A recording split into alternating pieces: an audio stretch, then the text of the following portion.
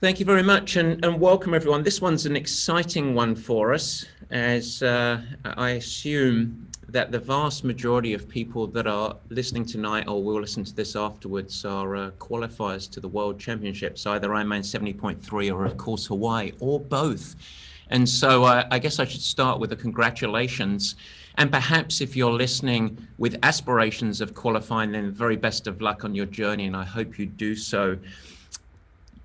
I want to welcome you to this seminar. It's one of a series of educational webinars and course previews that we're doing. And I think that to understand why we do these, you have to go back to the mission of Purple Patch. And our mission, very simply as an organization, is to empower and educate all human beings to reach their athletic potential.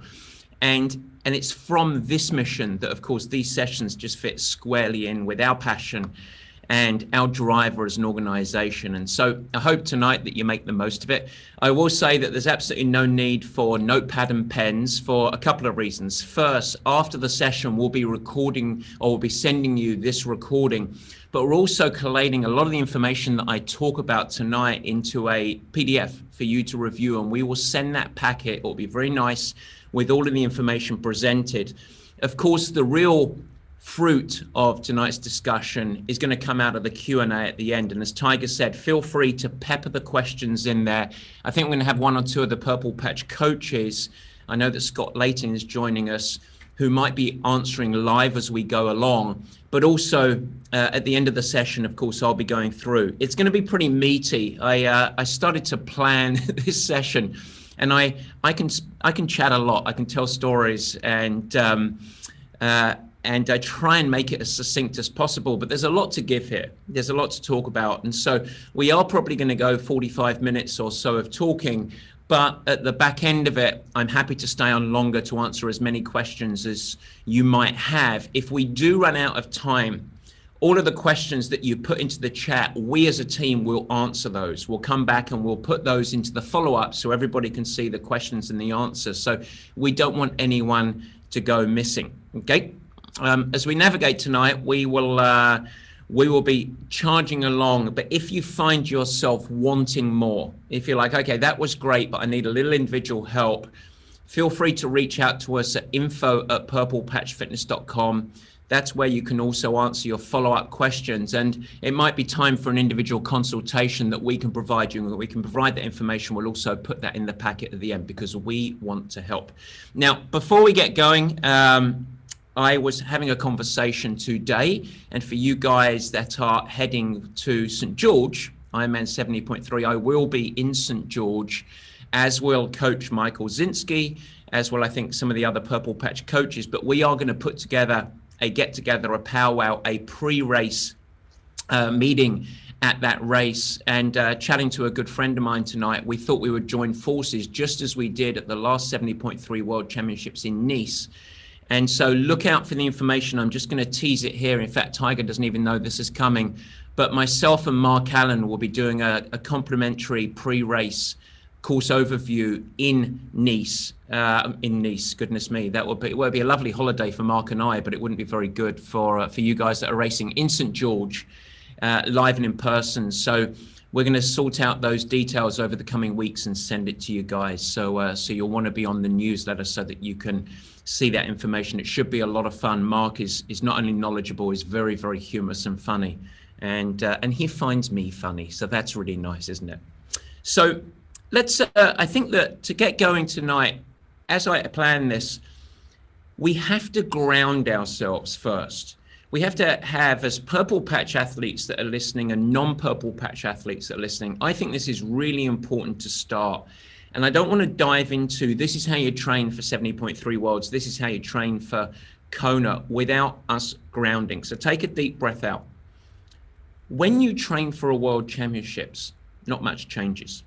And I want to come right to the top. Why do you train? Well, at a very simple, through an athletic lens, and there is all of the life components, better health, all the lessons that the journey provides and everything that we take very seriously at Purple Patch, but through a athletic triathlon basis, the reason that you train is not to get fit, get stronger, etc. It's so that you can perform at races. And in order for you to train and then perform at races, what we are doing, our mission is we are applying a very specific stress to the body. And that through swim, bike, run, strength, whatever it might be, we're applying that stress so that we can yield positive adaptations. The body will always adapt, but we want it to be positive, fitter, stronger, more powerful, so that you can perform at races. So we are seeking positive adaptations.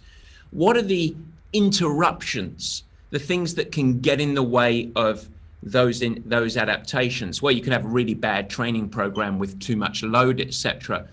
But if we assume that your training is good, the interruptions of yielding positive adaptations are, of course, other stresses in your life. So workload, emotional stress, travel stress, which is starting to come back, any host of life stresses that you might have.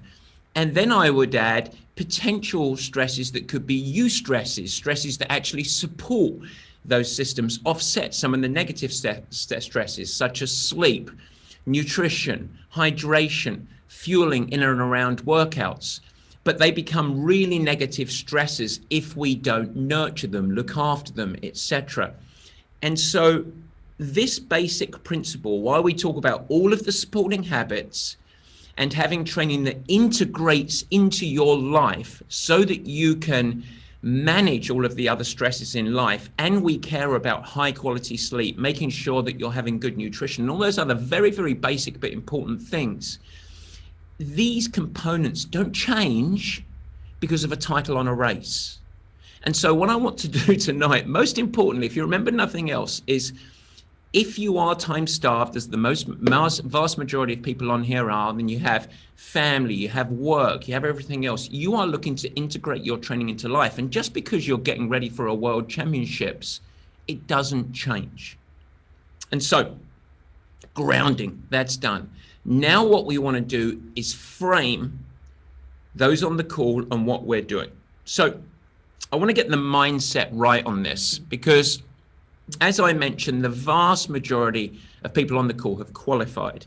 And we've got a certain percentage, a pretty small percentage probably of listeners here tonight, that are experienced and really accomplished and seeking high performance, whether it's a podium or even an age group win.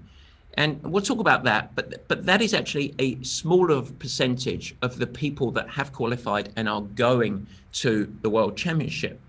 We have a percentage of those that are either first timers or maybe less experienced or potentially less accomplished in an athletic sense. And you guys listening are looking to complete it, maybe improve your last experience, but ultimately have a wonderful experience.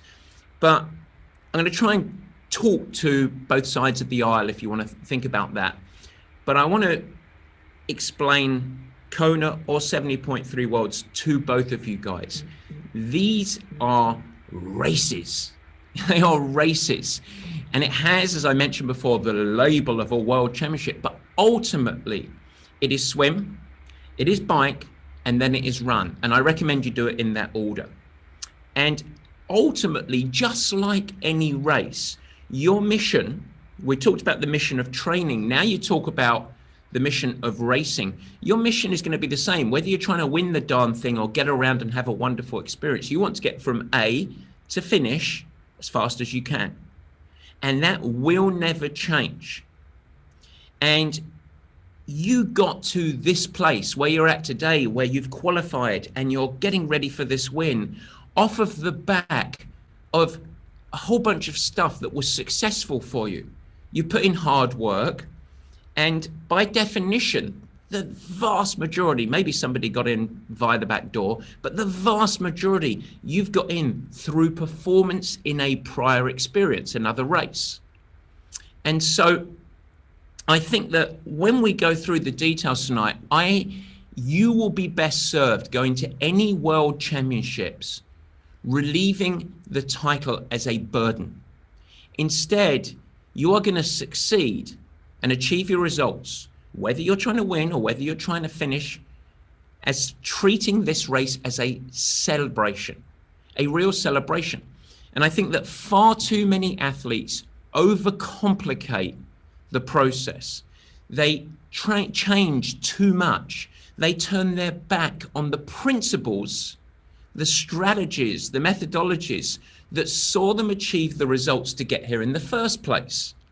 And so you are going to hear me tonight, time and time again, going, nail the basics, keep it simple. So if you came tonight thinking that you were going to hear the special sauce, the secret of your training methodology, don't worry, you're not. You're going to have a pragmatic lens of your guide to set up your best strategy. We'll go through some of the classic mistakes, but we'll help you. Now, a quick word on this. We have 2 world championships, the 70.3 world championships, and we have Kona, the Hawaii Ironman world championships. We have the small percentage that are looking to win or podium or really excel, the highly accomplished that we talked about. And then we have a whole bunch of people on this call that are first timers. If you won your age group in an Ironman and it is your first time to Hawaii, so that means you're very, very strong athlete, but this is your first time Hawaii, or you were 15th in your age group and it rolled down and you achieved qualification, whoever you are, if this is your first time in Hawaii, 99.9% of you guys, first timers, you should remove all ambition of placing, splits, times in this race. Treat this like a celebration. And I encourage you not to let the Hawaii Ironman World Championships as an occasion bypass you. I promise you that this race is a different beast. And a lot of folks that go and do this race for the first time come undone because they try and over race it. They have a monkey on the back of expectations. They think that they're going to go and podium or race. It is just different. But if you set the tone right as a celebration, and we have a focus or a little mantra that says, go and train all day. And if you expect nothing, and that's not a negative, but if you just have no expectations, very different from low expectations, what will happen is you will have the most fun that you can possibly have on the occasion, which would be a shame if you didn't enjoy it. You will relish the experience. And on top of it, you will likely, or at least have the best likelihood of you delivering your best race performance from it. And so if you are a first timer, you know, looking around, I went 11 hours and I really wanted to try and break 11 hours. Don't think in those terms on this particular race. And so as an overall mindset, just to ground us and frame us, don't forget what got you here. Don't overcomplicate what doesn't need to be complex, and have a little faith in the fact that what you're getting ready to do, 70.3 World Championships or the Hawaii Ironman, is nothing that you haven't done before, because it is, contrary to what other people have told you, still a triathlon, and it involves swim, bike, and run. So we can all hold hands, take a deep breath out, relax, maybe give each other a virtual hug, because now it's full of positivity. How do people fuck it up? Excuse my French for the children listening.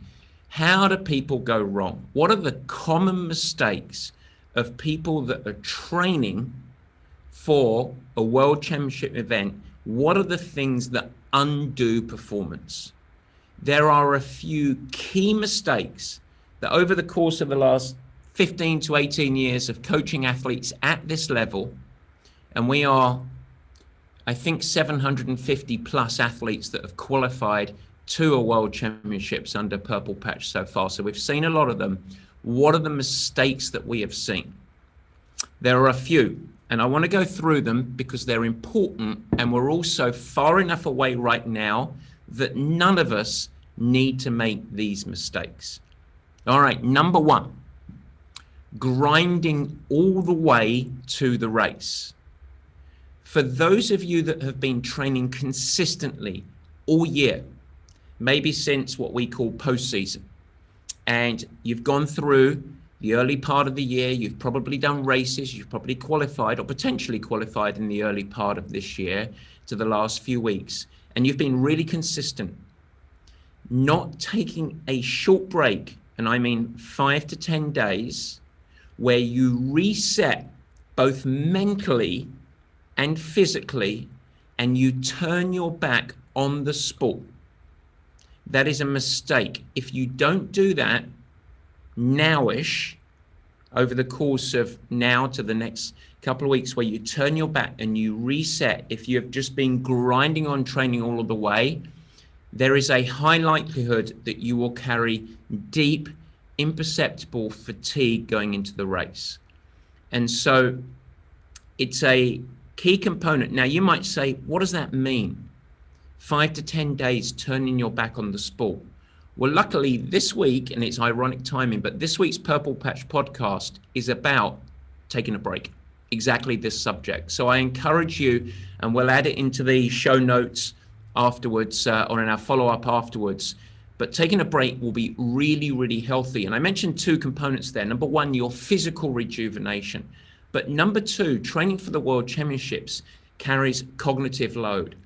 And it's really healthy to turn your back on the whole sport globally.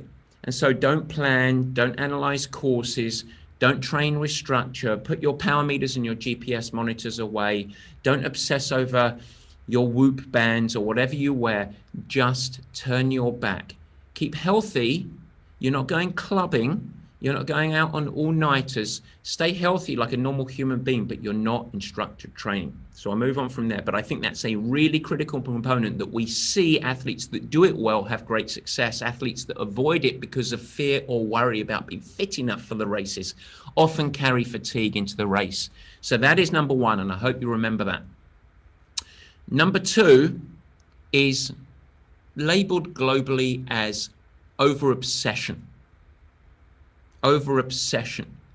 Those that have qualified into these things and they make it a central, the central focus and identity of themselves for the 2, 3, 4 months going into the race. Suddenly now this race and the individual success of this race is defining of themselves as a person. It's do or die. This is the opportunity. And on a daily basis, if every ounce of your life energy goes into a single day, for many people, most people, it just becomes like a vice tightening and a monkey on the back. And so it's important to all of us.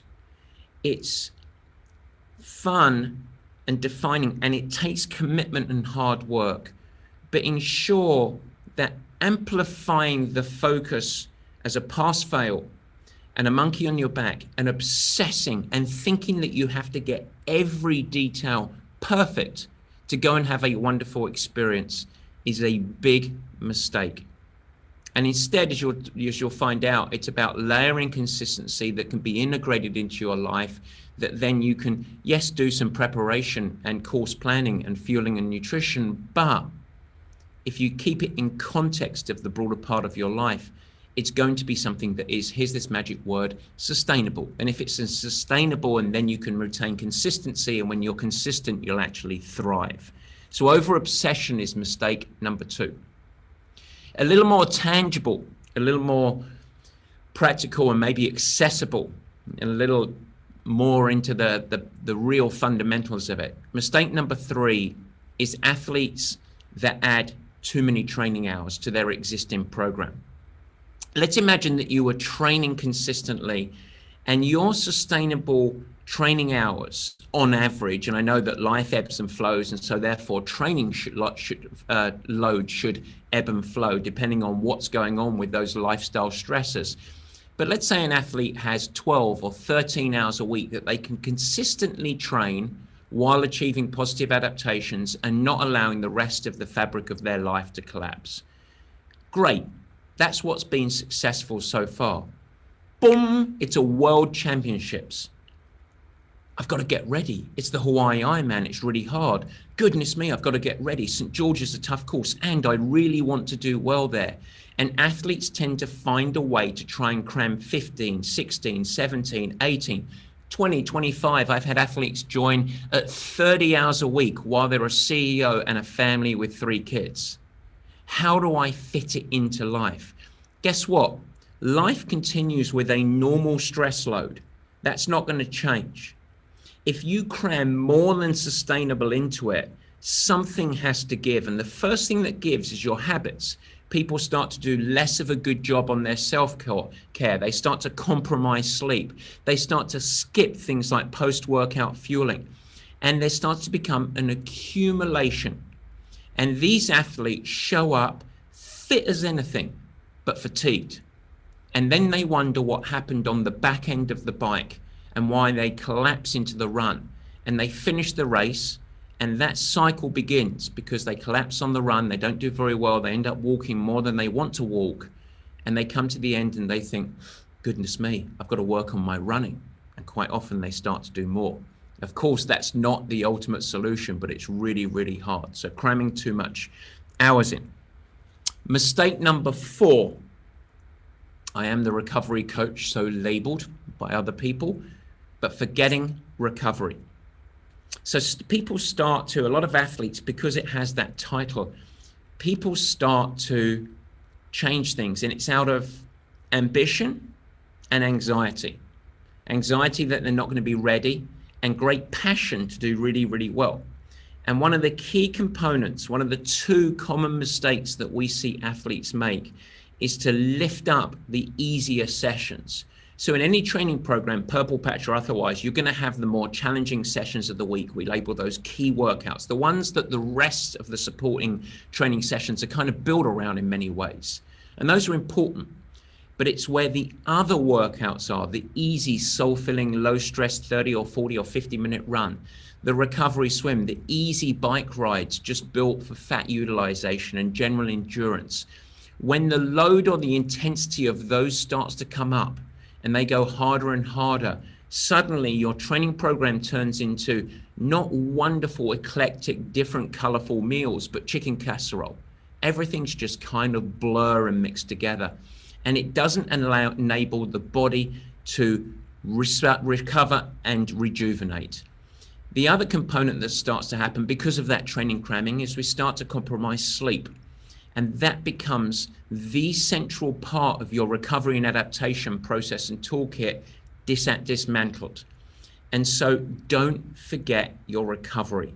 I think there's a theme and a pattern over there. So surely there are no more mistakes that we can make. I'm afraid that there are some. An obsession, here's a big one. Some of you guys are already thinking about this, I know, and I'm going to stop you tonight. An obsession over race weight. Too many athletes try to get too light, either because of ambition or fear of the heat. And so many athletes going into world championship events and Olympic events, I should say, going too light, and they have immune suppression. They get a loss of power. They get weak. And I think it's worth knowing that a 70.3 event and an Ironman event is a strength and resilience challenge.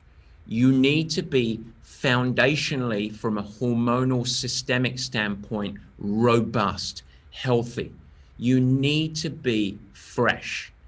And so if you are compromising in supporting the body's training needs with underfueling or trying to lose body fat because of under eating, that is going to be a huge system stressor and it won't help. If you have really good supporting habits around nutrition, eating plenty, great fueling, and you train, yes, your body might generally start to lean down, particularly as we start to ride outside more in the summer months and we're training for these events. But it's not a mission and a goal. And as soon as you make it a mission or a goal, you're going to run into challenge. And so don't worry about the scales. It's not a healthy thing for mind or body. Just have great habits and let the body be, because if you show up with the resilience, you've got a great opportunity for success. And then mistake number 6, I think I'm up to, equipment woes. Another mistake that people make is, and I know that you thought about it, I've got to get all aero. And so they start to change their position that's been really successful on the bike. They've got to change every piece of equipment, new shoes, new hats, new gear, new wheels, new aero helmets, etc. Fundamentally stick to the basics, and any changes that you do decide to make them early and stick with them. But in both of these races, comfort is key, cooling is key, and then get as aero as you can within that scope. And so, yes, a great bike fit is really, really helpful, but not just to get more slippery. It's to find the best sustainable position for you with the best equipment that can enable you to make use of that work, but something that's trusty and reliable. And so avoid all of the marketing, all of the voodoo, all of the promises in everything around equipment, and including supplements and nutrition as well as we go along. And the final mistake, I know it's sounding gloom and doom here, but I'm hoping this is helpful as we start to build the checklist to success next.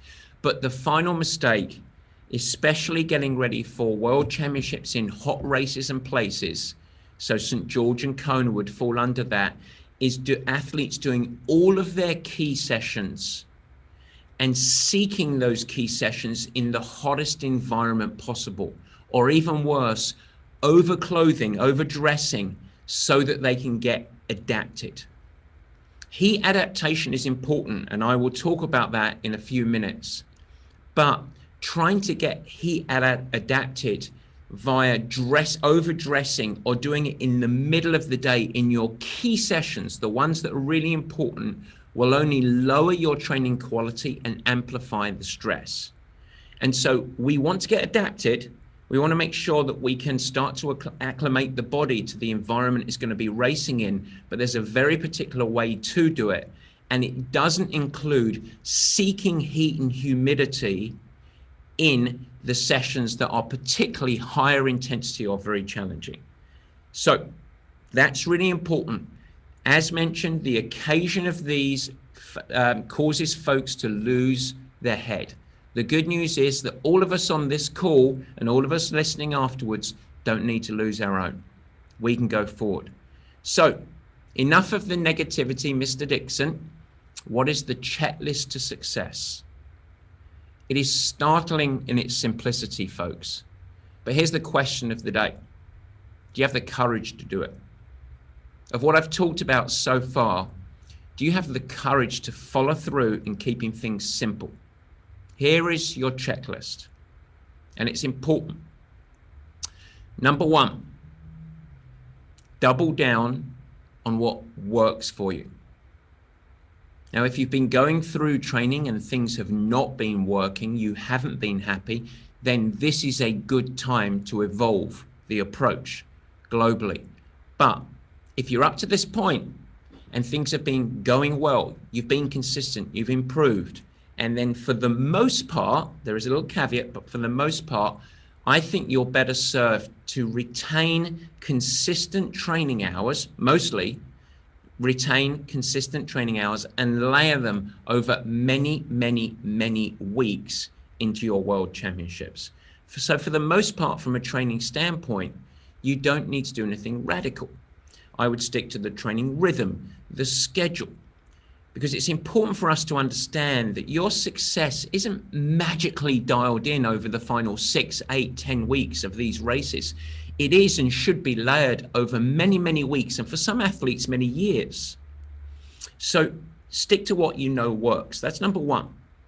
The caveat part of it, why I said mostly, is I think that there is an option, and it's a good opportunity as you are training for any key race, and that includes these world championships, that you might identify a few weekends or blocks where you do overstress the body, or you do build up some focused, bigger blocks of works. They're really good for your confidence. They're good to train you to hold good form, good technique while you're under fatigue. They're great opportunities to test and refine your strategies and approaches to hydration and fueling. And so little mini camps, even if they're out of your own house, but little mini camps of Friday, Saturday, Sunday, where you do some over distance. It's really good twice, maybe 3 times going into these. I think it's really, really valuable, and they're good options if you coordinate with family or friends or your constituents in your life. They fit into the broader scope of your life, and you have the courage to have a couple of days of easy recovery to let it all marinate and let the adaptations to occur afterwards. And so stick to what works. But as you plot out, you might say, yeah, that's a really good weekend. I'm actually going to do a Thursday, Friday, Saturday, Sunday, that I'm going to do some over distance work. I am going to get tired. It's anticipated fatigue, because we don't want to be scared of fatigue. And it's going to be very challenging, but I am going to go and do that as a little mini camp. And I guess the one thing I should add to those little training weekends or mini camps or whatever you want to call it is, those in themselves are not the magic.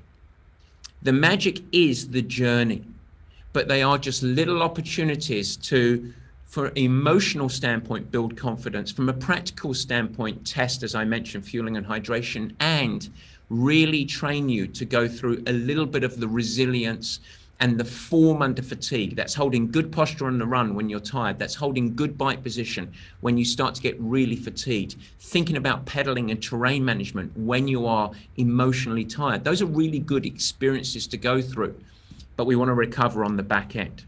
So that's the general principle of training. I can't tonight go through these are the magic sessions, although I will answer questions on some of the key workouts if anyone wants to ask that. Okay, the third key component, strength training. Strength training. Everybody focuses on swim, bike, run, how many miles. And a lot of athletes have done a great job in post-season or off-season strength, maybe in the start of the year.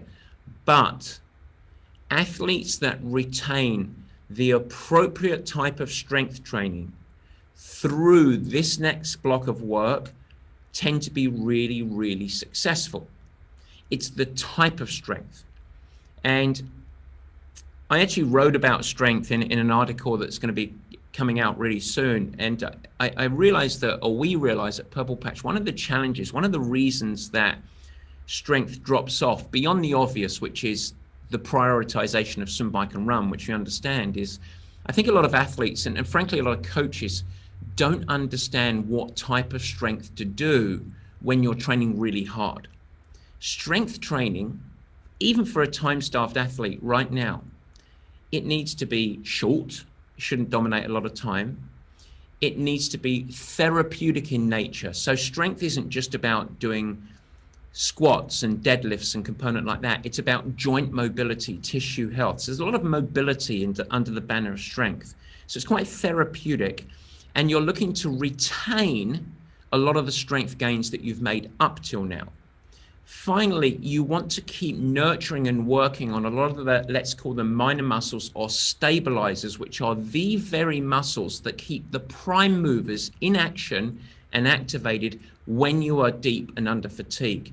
You don't want to become a wet noodle when you're on the bike and you're tired at mile 80. You don't want to become a wet noodle on the run when you're at mile 8 and you're really tired. You want to be able to retain posture so that your prime movers can stay in action, and strength training is a key component. Do you remember what I said? 70.3 and Ironman are strength and resilience type events. So strength training is a key component to it.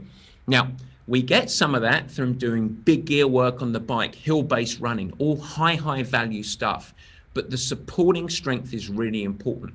It's why at Purple Patch, we have infused video strength for all of you Purple Patch athletes. Don't skip it all the way through our builds into races until the week prior, even for some female athletes, the week of the race and the World Championships. Critically important. Number 4, I talked about the perils of obsession. There is one place you can obsess, and that's in your supporting habits. Eat plenty and high quality. A great time to really focus on supporting your training needs with enough high quality eating. Here's a general comment for you guys, and I want you to listen to this. I have seldom, I used to say never, but I've seldom met a high-performing athlete, so someone that comes into Purple Patch who is at a pretty high level, that eats enough to support their training load. It is quite stressful emotionally and practically to consume enough calories to support the training load to be really successful for a professional and elite athlete. And that goes all the way down to athletes that are training 10, 12 hours a week to get ready for an Ironman. You must eat plenty and it must be high quality. So it's really important. Number 2, under the habits, sleep. So if we do treat it as a celebration, we don't let it define us. We have sustainable training hours. Sleep is the place where all of the magic happens. And I know that it's really trendy nowadays, but it's really important. And it's important in terms of your quality of your sleep as well as your quality. The question that comes out from that is, should you track your sleep? And that is a potential, maybe depends on who you are as a person. For myself, tracking sleep would just become a point of obsession and pass fail a little bit. And so by tracking sleep, it can become a point of stress in itself. So you have to really know yourself. And I don't think that's the answer. The answer is putting in good habits, making sure you go to sleep at the right time, ensuring that your environment is really good, etc. But sleep is really important. A third component under habits is daily hydration. Immune system, recovery, tissue health, hydration in the day. Most athletes do a great job during training, a terrible job during life. And that goes into the rest of your life. It's really important. And then this is a point under the banner of strength potentially, but self-care becomes really important for you. The fifth component of success is back to a little more nuanced. And that's that I think that when you're training for an event, and a key event like the World Championships, you need to become incredibly self-aware. So you need to become better, more in tune as an athlete of managing your resources by feel. I know that data is a great component and it gives you feedback, but if you are going to be successful at 70.3 Worlds, the big stress of the event, both the terrain, the occasion and everything else, you are going to have to rely on your intuition, your gut, and your sense of self. And that need is 5 times as important in Kona. So as you go through this journey, these types of races, you can't just become programmatic on things like your fueling and your hydration, and even your pacing. You've got to feel it. You've got to understand how you feel and what your status is in your fueling. How's my stomach and how does it feel? Does it feel bloated? Is it digesting? How's my brain? Am I losing focus on motivation in these training sessions? And starting to intervene during the training to make you feel better. Become better at solving problems, because World Championships are all about solving problems. And so if you in this training process can become the master of decision making and self-awareness and problem solving, that is probably your number one tool that you're going to use on race day. If you do all of your training via spreadsheet, never adjusting, never adapting based on how you're feeling, how you're doing, never shifting your fueling, never thinking about it too much, you're going to be in real trouble, because you're going to be making decisions like they are the first decisions that you have ever made, because you won't be rehearsed. And so become self-aware. If you nail these, all of the above, the more that you do them, you're going to start to fall into rhythm, consistency, layering training.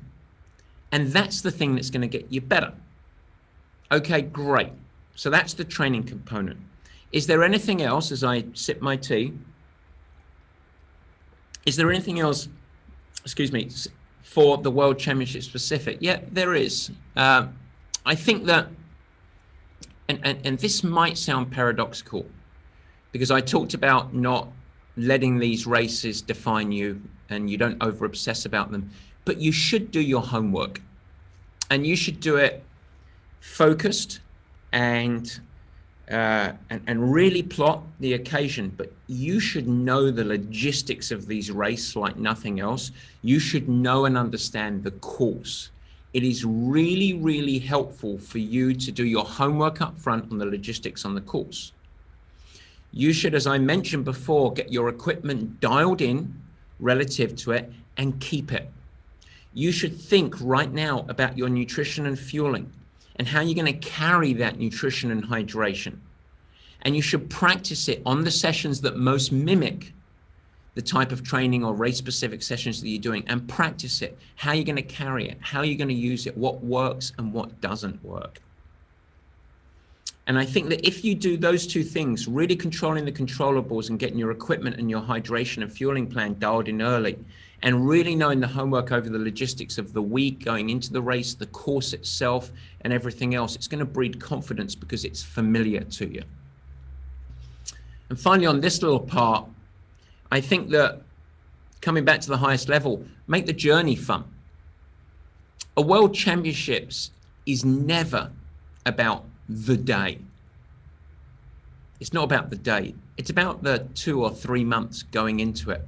And so I really invite you to cherish it, have fun with it with others. And as you go on this journey to a very, very important day, one that you are committed to and you want to have a great experience, realize that you don't have to be perfect. Every training session, every week of training, it's not going to be great.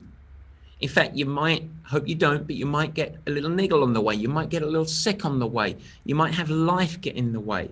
Don't expect or even hope for perfection, because great performances don't come out of perfection. They come out of consistency. And I think that that's really important. So if there is special in our whole overarching journey, special is doing very little stuff that seems special. Special is actually doing very little that seems special.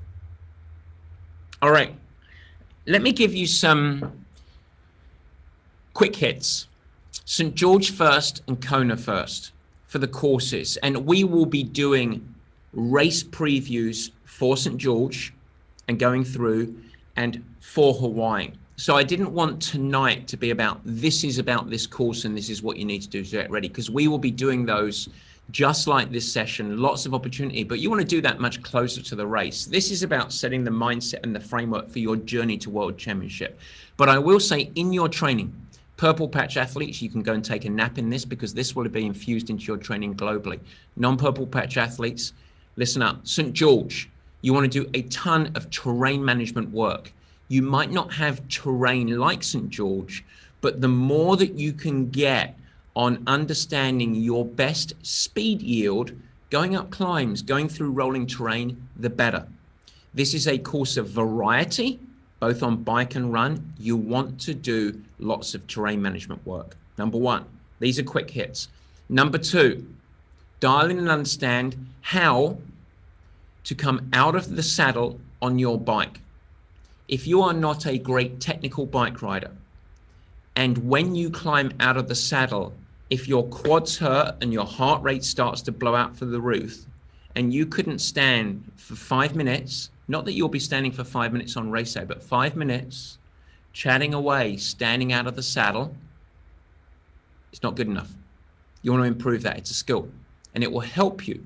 It will help you relieve postural stress. It will help you in terrain management. Standing out of the bike is a good skill to learn. It's why we obsess around it on this time of the year via our video coach sessions that we do. You want to do a lot of what we call strength endurance work on the bike for St. George. That is high torque, so a lot of tension, low cadence work. It is a strength and resilience course. It will help you. You want to, on the bicycle, get very good with descending skills. Comfort, no need to have stress. You want to get very comfortable descending on the bike. And the only way to do that is become familiar and get skilled at it. On the run, you want to work on uphill running, strength, posture, posterior activation, and downhill running, leg speed. Because guess what? In St. George, there's a lot of uphill and a lot of downhill. And in the swim, get very, very good at sighting. It's a lake swim. It could be choppy. It really could be choppy, but you want to get very good at sighting, and you can practice that in your pool swimming. Really important. What about Kona? Just my quick hit list. Number 1, sighting on the swim as well. In the pool, you can do it. Number 2, terrain management. It's the same. In Kona, a lot of wind potentially, some hills, and this course, there is almost zero flat on this course. Zero, almost zero on this course. It's always slightly up, slightly down. There's no crazy climbs, but whenever there is that much variability, you must get very good at understanding how to get optimal wheel speed for whatever effort you're putting in. So it's a good thing to think through. It is a strength-based course. And so similar to St. George, a lot of high torque, low cadence work on the bike, a lot of hill-based running on the run, because on this run course, there is next to zero on this course. A little bit, 1 mile at most, but the rest of it, you're always going slightly up or slightly down. And absolutely in Kona, I would imagine that 95% of people on this call should be, whether they will or not, I don't know, but should be integrating smart, strategic walk breaks into their race. Strategic, not desperation walk breaks, not it's too late and I have to walk. Smart, strategic walk breaks. So if you plan, or you should be planning for most people here, to implement walk strategies into the course of your marathon, start doing it now, because you start to understand how to do the walk breaks to reset your form, reset your mind, and make sure that the running that you do is the best form, posture, and speed return that you can on the day. And it's very different for everyone. All right, I realize I've been 45 minutes. I will talk about, or I'll answer questions on what we are calling the Dirty Dixon double. If you are training for Kona, but you're doing St. George on the way, I will answer questions on that, but I will say a couple of notes on that first. St. George is a strength course, and so it's really important with the time between St. George's World Championships in Hawaii, with it being a challenging course, if you are doing the dirty double, it's quite important that first race that you don't carry deep fatigue into it. So for this occasion, if you're doing the Hawaii Ironman and you've got St. George first, I would really try and freshen up before St. George. And when you do that, the stimulus of St. George can be a great boost in itself. But if you carry deep fatigue or even underlying fatigue into St. George, and then you go really hard with the stress event of that race, how challenging it is, it's very, very hard to then have the courage to truly recover and rebuild without losing fitness going into the Hawaii Ironman. So going to St. George really pretty fresh. You do not want to be carrying fatigue into it. The second part, as I started to mention there, is post St. George recovery is really important. I think you need to think about 10 days. It's not that it's 10 days easy, but you really want to keep the body moving and go very, very low stress all the way through. Maybe the weekend following, so race week, then the weekend following, something pretty strong. But then the next week, have a little bit of see how it goes mentality. A lot of people will be very tired. You can bank this in your head. Tuesday, Wednesday, Thursday, 8, 9, 10 days after St. George, or in fact, it's 9, 10, 11 days after St. George. So it might be Monday, Tuesday, Wednesday. That's where you might emotionally crash. Be ready for it. Rest out of it if that is the case, so that you can then hit a block of work, another 10-day, 2-week block of work before the Hawaii Ironman. Really important. And the final thing I'll say on it is you want to get the mindset right. A great 70.3 race at the World Championship can lead to a little bit of complacency before Hawaii. You don't want that to happen. On the flip side, if you have a really challenging race, it doesn't have any bearing on how good your Hawaii Ironman can be. And so don't allow either end of the spectrum to have an influence on your readiness for Hawaii. treat them both as they are. And we've had many, many athletes that have been slightly disappointed and then had magical Ironman races a few weeks following, or had great races and then gone on to have great races. So there isn't any right in your 70.3 performance. You go and have the best day that you can. You're training ultimately for Hawaii. And I guess that's a principle that's really important. Point your program towards Hawaii, not towards St. George. You're doing St. George, the World Championships on the way for most people, I would say. All right, Tiger, I think I could go on for another 10 minutes, but I think I should stay stumm here and start to answer questions, because I'm sure we've had a few questions. But please do remind me to talk about the heat protocols or give advice on heat acclimation if people want that. Perhaps someone can ask me a question if they're not sure how to approach that. Yes, actually, that is the very first item on my list. So we had a question from Chris and Rod about heat adaptation, in particular for Kona, how to acclimate and how early they should start. Okay, good. So I mentioned earlier not to do it in your key session. So imagine if you're doing a hill-based run. You don't want to seek out 2 o'clock in the afternoon when it's wherever you live 100 degrees and say that's going to be good because I'm heat acclimated. You want a hill-based run or a really hard bike interval to be really high quality. So then the obvious question is, how the hell do I get ready for this thing? By definition, many people right now training for this will be training in the heat of the day. When they're going out on some of their endurance rides that are longer, some of their Ironman rides, and they're longer runs by necessity.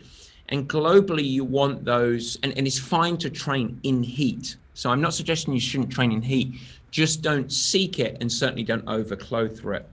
Where you can start to do higher heat training sessions is in the lower intensity training sessions. And realize that the addition of heat is an additional stressor on your system. So you want to probably start about 4 weeks out, that if you can move towards doing some of your very, very easy training sessions in heat. But 3 to 4 weeks out of your race day, you can actually start to acclimate, to start to get the adaptations. And there are several ways to do that. In some of your, quote, lower stress, more basic, easy runs, easy bike rides, if you're doing them inside, you can do those with some extra clothing on. Maybe you're removing a fan, you're putting it into a hot, stuffy room. And they are higher stress, so you've got to be careful because your heart rate will be higher. So maybe you bring the power down because we're not chasing fitness gains in those lower sessions, or we're not chasing power or pace targets.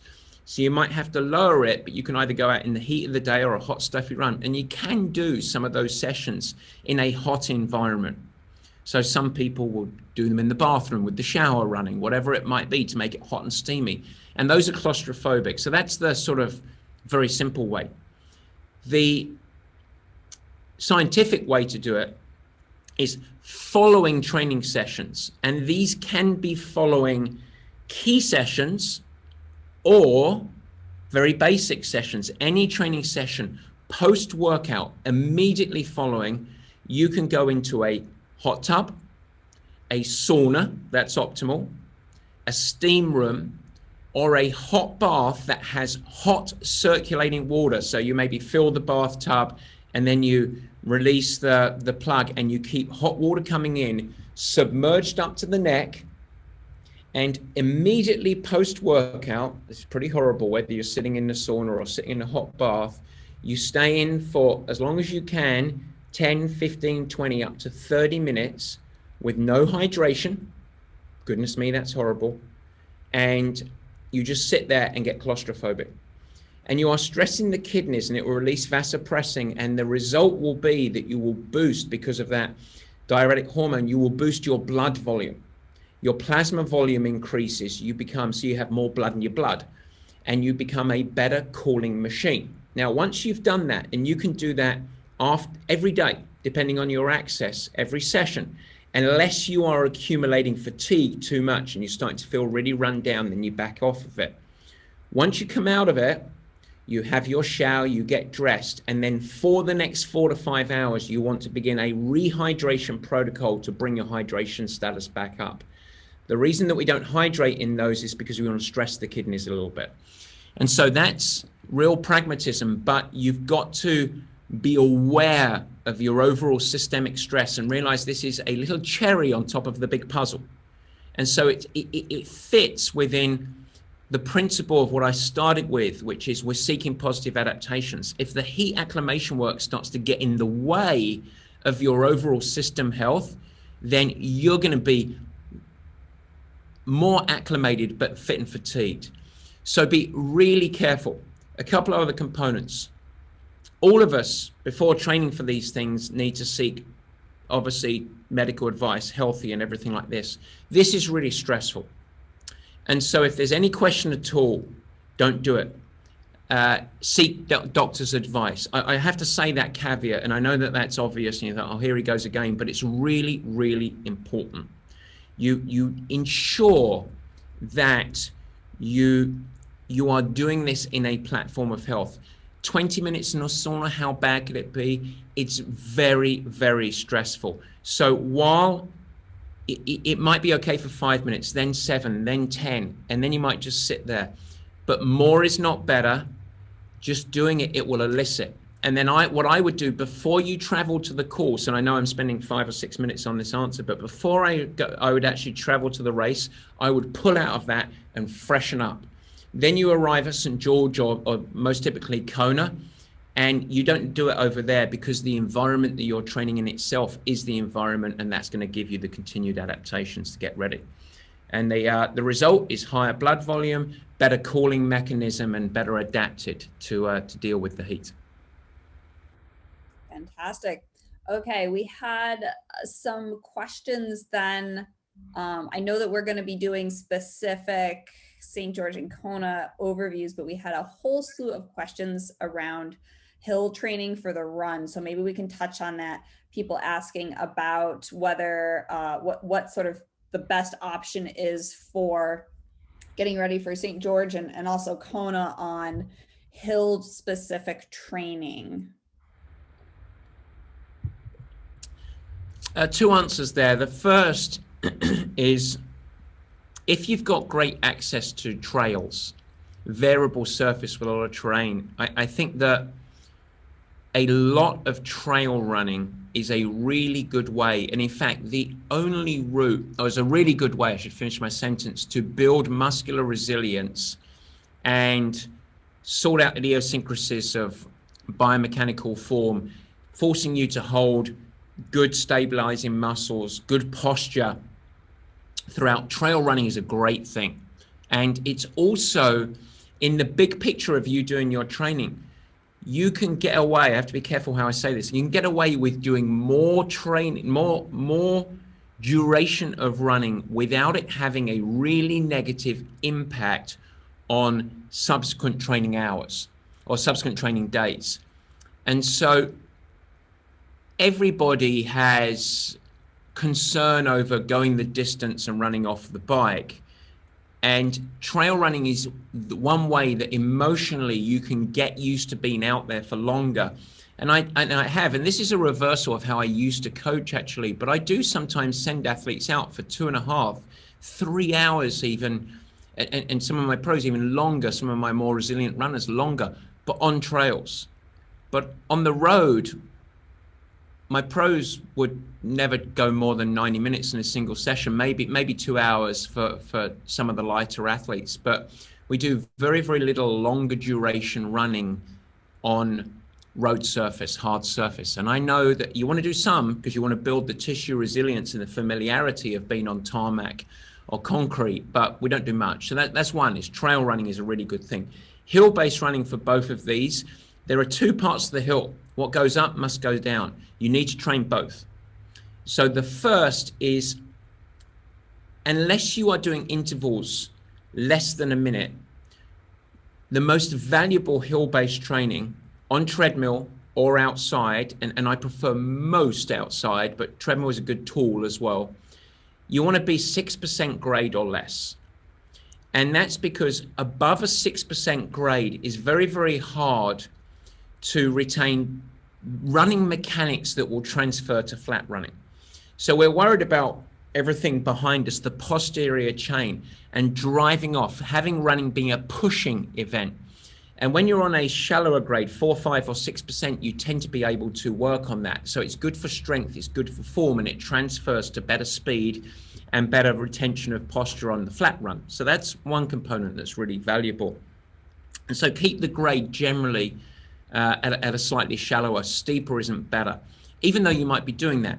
You do some shorter, faster intervals, and you can do that at 6, 8, 10, 12% if needed, but you're still driving through the back. So uphill running is good, and you want to do some longer duration hills. You want to do plenty of hills that are 1 minute, 2 minute, 3 minute, 4 minute, up to 1 kilometer, where they're real strength resilience.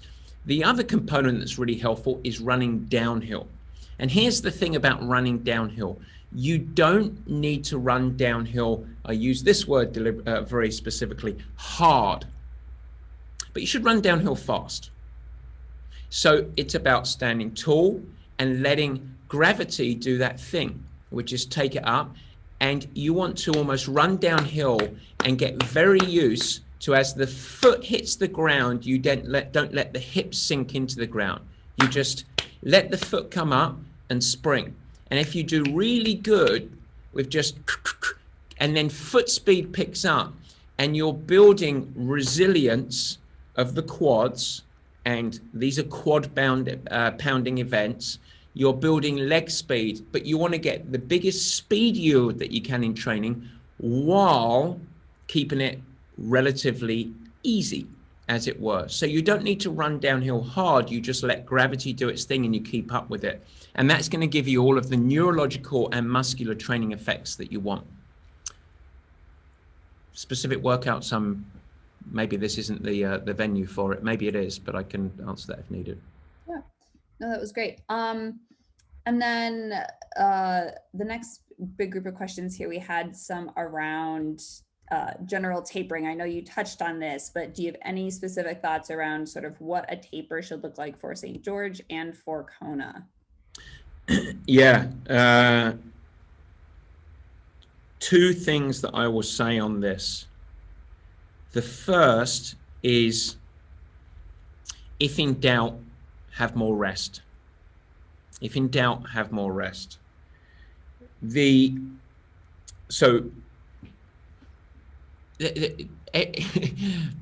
stereotypical saying, it's better to be 1%, well, what is it? It's better to be 10% undertrained than it is to be 1% overtrained. It's actually true. That's actually one of those things that's true.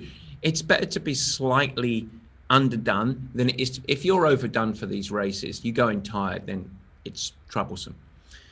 But here's what a taper isn't. The second thing, whatever your training load, if it's 100%, and then typically your biggest weeks are 4 or 5 weeks out of the race where you do the bigger stuff. That's a classic program, yeah?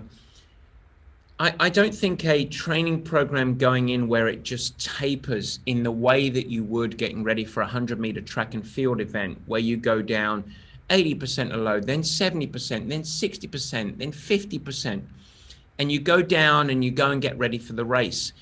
These are really, really long days.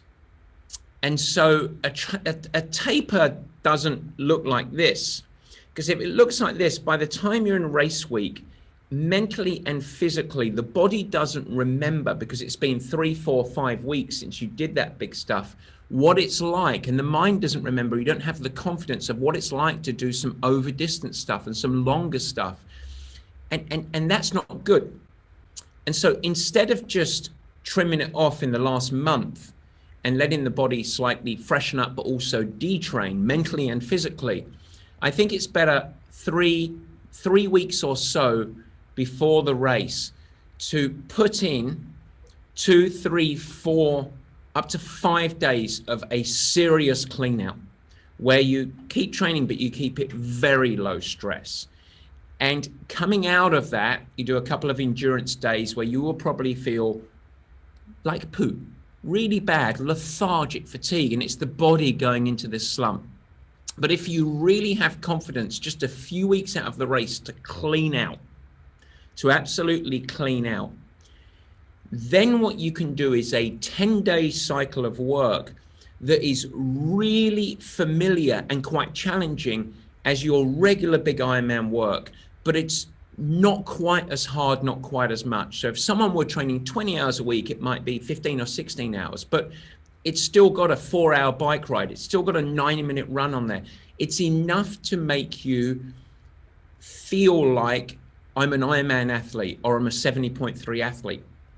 The other thing I would say is then 8 days out of the race or so, boom. If you're fresh, you want to hit the big bang, something really hard, much above race pace, not that long, but really freaking hard. I'll give you Sam Appleton's, because I was just building it for a race that he's got coming up. 8 days out of the race, and you guys wouldn't do quite this much, but he's a 70.3 athlete, is a pro athlete. 2 by 4 minutes best effort with 5 minutes recovery. Into 15 minutes at his 70.3 pace. He's doing 70.3 at 320 watts at altitude. Twice through that, really hard. And then 6 by 1K faster than 70.3 pace off the bike. Boom. Then he cleans out, hits a little bit of intensity 3 or 4 days out of the race, and that's his taper. So we call it the big bang. It's a good thing to do. And Purple Patch athletes know all about that. In principle, at least not that exact workout, but a tailored workout. So the key principle though is clean out, then do a regular pattern 10 weeks or 2 weeks in. Awesome.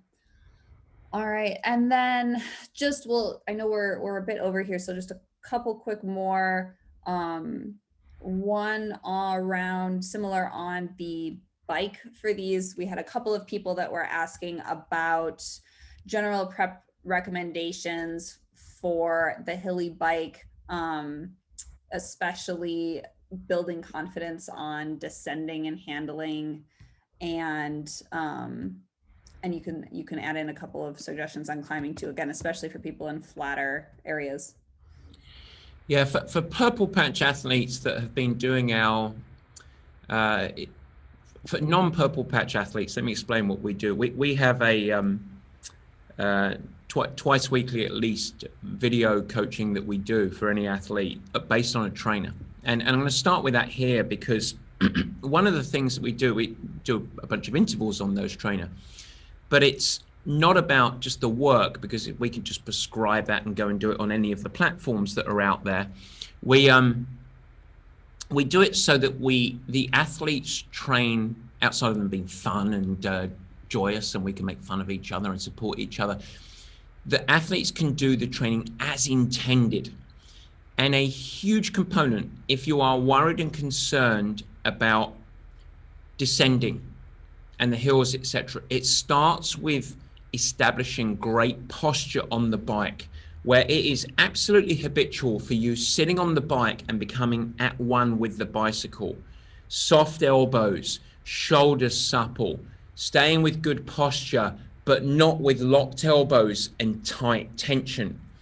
And so we are militant, and Purple Patch athletes tell you that we drive athletes to become habitual, that when their default position is supple on the bike. You cannot corner, you cannot ride in the wind, you cannot descend, and you cannot stand out of the saddle if you don't have great posture. So if athletes spend a fair amount of time riding on the trainer, that is one habit that is non-negotiable that you can do while you don't have traffic and terrain outside. So get that right first. That's number one.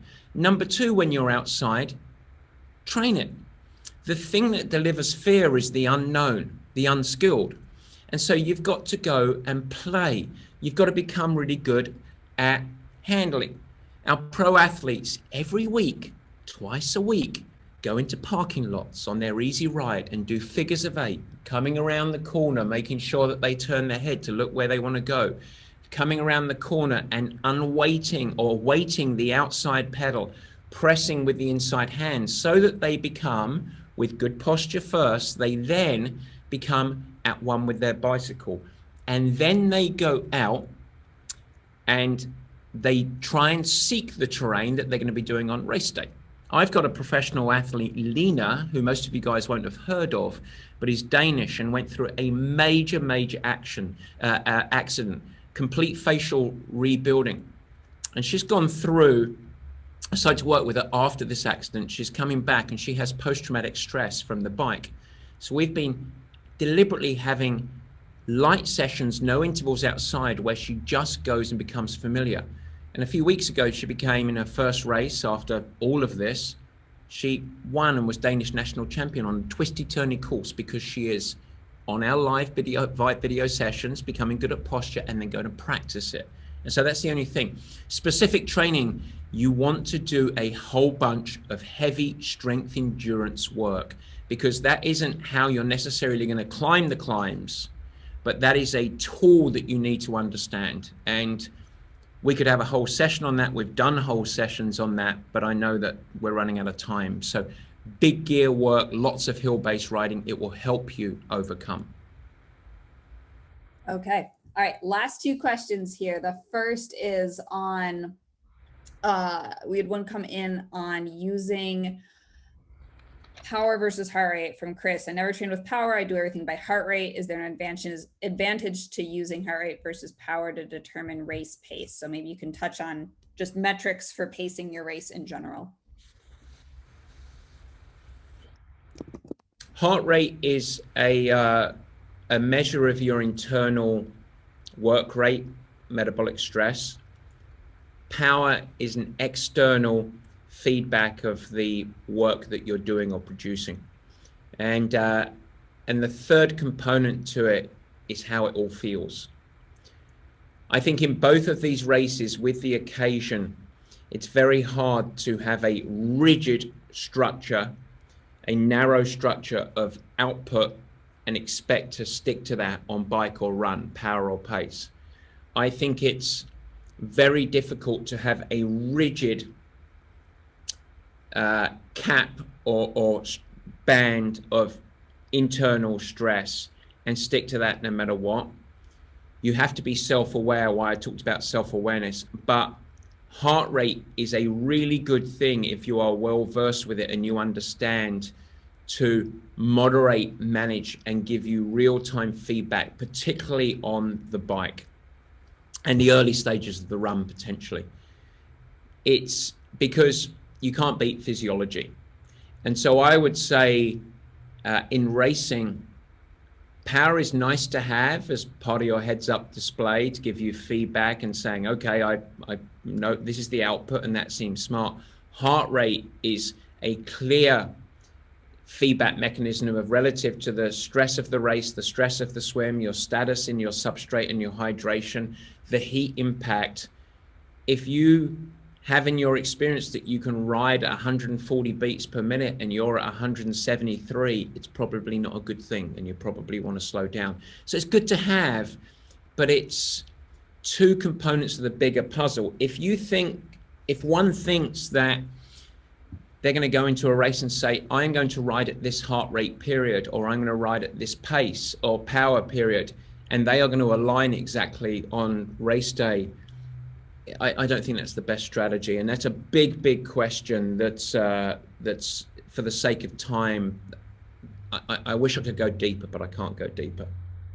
All right, speaking of big questions, I wanted to ask this last one here. Obviously, there's going to be some pretty tough moments in these races for folks, and perhaps dark areas mentally for them. So from a mindset point of view on those lonely miles of the Hawaii Marathon or the really tough climbs in St. George, what are your insights on getting through those?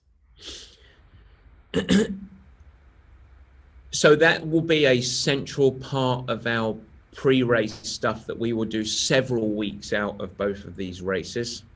So we haven't got too long, a month away or so before we do the St. George one, and 6 or 8 weeks before we do Kona. But both of these races will take a problem-solving mindset. So it'll start, I'll say it very quickly, but I invite everybody to come back, because I think this will be a part of the top 2 or 3 things that we go through in the pre-race webinars. Both of races will incorporate problem solving. Your mission is always going to stay, no matter what happens on the day, A to B as fast as you can, and we'll talk about that.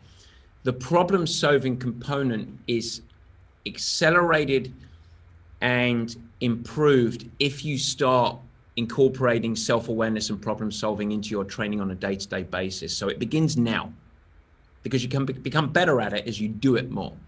So don't be a blind dummy and just ignore it and hope that you're going to be a genius at this as you go through. When you get into challenges on training, work your way through them, get out of them.